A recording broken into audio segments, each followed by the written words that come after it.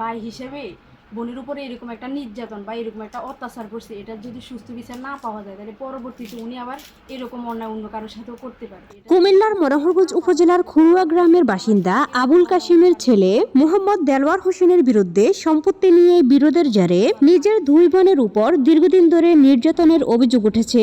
অভিযোগ সূত্রে জানা যায়, সম্পত্তি নিয়ে বিরোধের কারণে দেলোয়ার হোসেন প্রায় তার দুই বোনকে মারধর করেন। স্থানীয়ভাবে ও প্রশাসনিকভাবে একাধিকবার বিষয়টি নিয়ে মীমাংসার চেষ্টা করা হলেও এখন পর্যন্ত স্থায়ী কোনো সমাধান হয়নি বলে অভিযোগ করেছেন ভুক্তভোগীরা।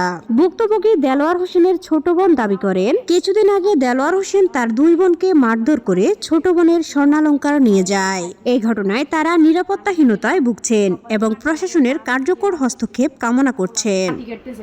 ওনার মধ্যে বরে বরে দিতেছে ওনার ছেলে আর ওনার ওয়াইফ, মানে সাব্বির আর হচ্ছে শাহানারা বেগম, ওনারা দুইজনে ফার করতেছি।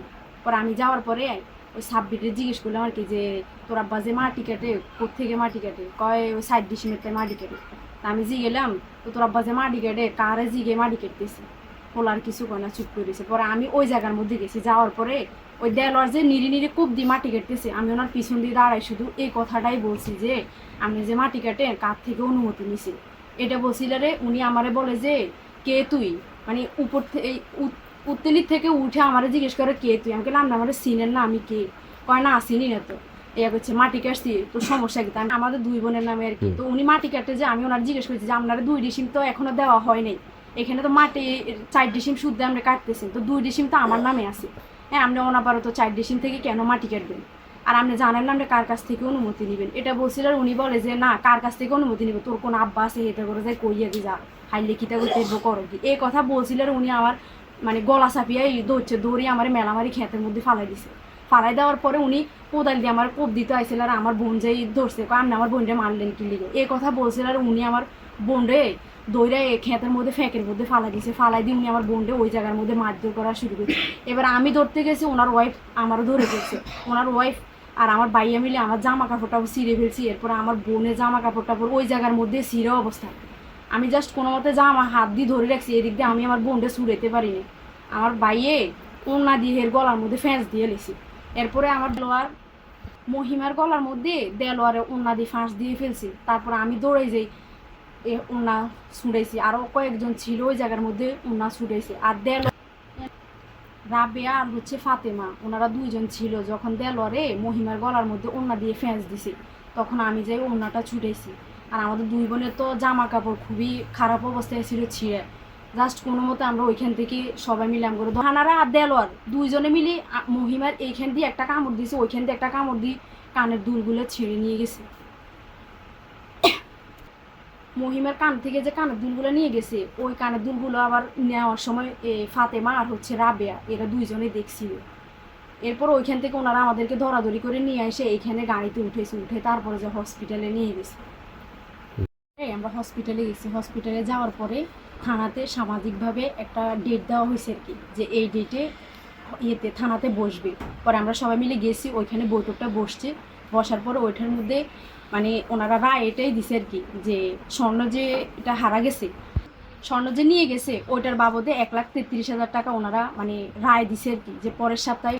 তবে আমাদের স্বর্ণের দাম হচ্ছে 2,30,000 টাকা, ওনারা ধার্য করছে যে 1,33,000 টাকা দেওয়ার কথা। পরবর্তীতে সপ্তাহে এটা বসে ওই টাকাটা দিবে আর কি, ধার্য করা হয়েছে শুধু এটাই। কিন্তু আমাদের ওই জায়গায় ইজ্জতের বিচারও হয়, হয়তো বা উনি অন্য কারোর সাথেও করতে পারে।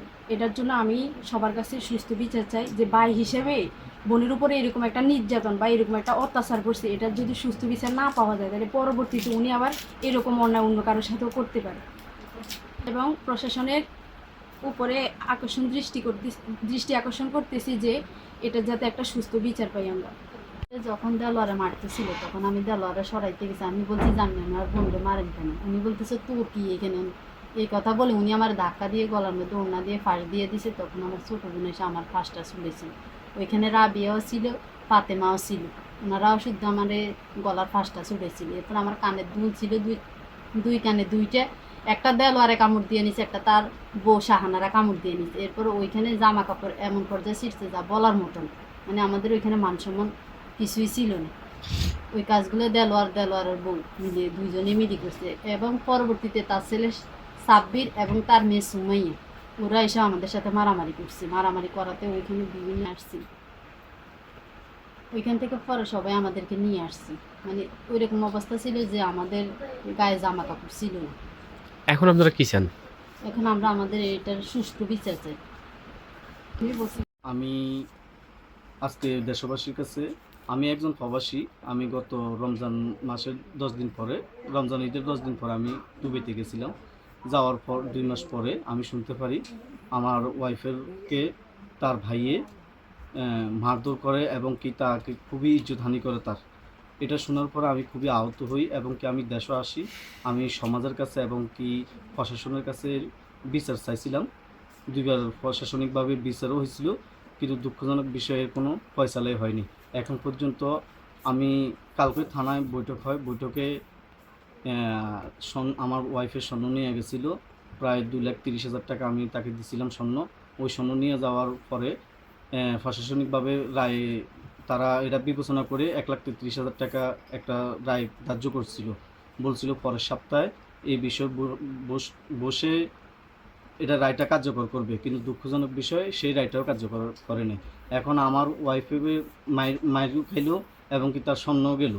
অথচ সবচেয়ে বড় বিষয় যে তার ইজ্জতটা গেছে। একজন ভাই হিসেবে কিভাবে রাস্তার মধ্যে হাতের মধ্যে আমার ওয়াইফের ইজ্জত নষ্ট করতে পারে। একজন ভাই হিসেবে আমি খুবই দুঃখের সাথে বলতে হচ্ছে, একজন ভাই কিভাবে তার বোনের কাপড় চোপড় ছিঁড়তে পারে এবং কি তাকে খুবই ভয়ঙ্করভাবে মারতে পারে এবং কি তার বুকে পর্যন্ত কামড় দিছে এবং কি তার পিঠে কামড়ের এখন পর্যন্ত দাগ আছে আমি আসার পরও।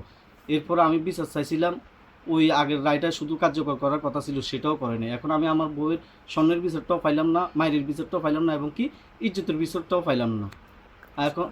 আমি এখন এটাই চাচ্ছি যে আমাদের জনাব মাননীয় এমপি মহোদয় জনাব কালাম সাহেবের কাছে আমার একটা বিনীত আবেদন, উনি যেন এই বিষয়টা সদিচ্ছায় যেন এই বিষয়টা নিয়ে একটু সমাধান করে দেয়। আমি ওনার কাছে এই বিষয়ে বিচার চাচ্ছি, বিচার প্রার্থী দেখাতে চাই। দেখেন কিভাবে তার কাপড় চোপড় ছিঁড়ে ফেলছে, শুধু তাই নয় তাকে মেরে কিভাবে তাকে মারধর করা হয়েছে এবং কি এখন পর্যন্ত তার বুকে কামড়ের দাগ আছে। একজন ভাই হিসেবে কিভাবে বোনের বুকের মধ্যে কামড় দিতে পারে, আমি তার সুস্থ বিচার চাই। এদিকে বৃদ্ধ পিতা আবুল কাশিম বলেন, আমার ছেলে আমার কোনো খোঁজ খবর নেয় না, সংসারের খরচও দেয় না। আমার 2 মেয়ে আমার দেখাশোনা করে এবং সব ধরনের খরচ বহন করে। এই সাইড ডিশন জায়গা কেন দিছেন কোন? তারা খাবার দিয়ে তাগরে এই সাইডুসুন জায়গা কে খাবার? জিগা না আজ 10 দূর খাবার না খাবার না কোন খাবার না। আর জিজ্ঞাই না যে খাইছে নি না কিছু ও হতে দিয়ে আনন্দ দেখলে লাল পুঁজি নিয়ে রঙের হাজার পুঁজি নিয়ে তিরে সারা ছেলে দেয় না? না মোটেও দেয় না। জিজ্ঞা না তো বাজবুরা আছে জিজ্ঞা সব মেয়েরা করে। আই অন বলিয়া তোর বাবা আর বিশ্বাস নেই।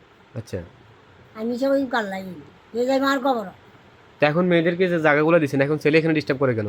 এই তোর ডিস্টার্ব করে কিলে বাবা অনান্দারা লাগলে কত হোটেল আনো কত দিতে দিয়ে যা তো দিয়ে এখন সর্বহারা তখন এই বিষয় খাই না দিলে বাবা। আচ্ছা, এই বিষয়ে তার মানে যারা আমার যারা আমার ওরি খাবায় ওই তো জানে ওষুধ দেখেন তো